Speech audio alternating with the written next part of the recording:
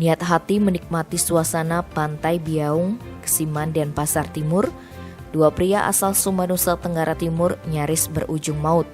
Peristiwa itu terjadi Senin 25 Oktober pukul 16.45. Ditemui di tempat kejadian perkara, salah satu korban bernama Petrus Umbur Robaka dalam kondisi lemas menceritakan insiden yang menimpanya.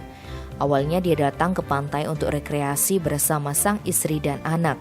Sementara korban lain bernama Umbu Maramba Awang alias Dimas bersama pacarnya sekaligus adik Petrus.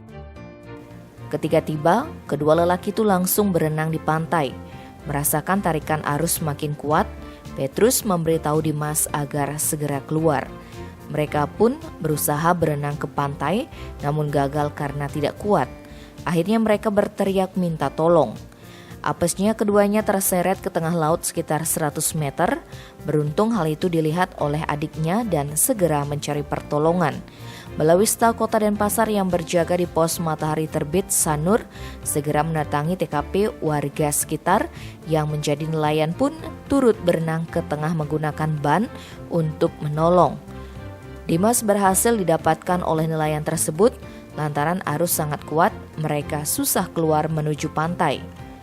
Kepala Balawista Denpasar, Iwayan Sudiana mengatakan, sedikit demi sedikit Petrus bisa mendekati pantai lalu dievakuasi oleh petugas ke tempat yang lebih aman. Dengan perahu nelayan, petugas Balawista mengeluarkan Dimas dalam keadaan tidak sadar.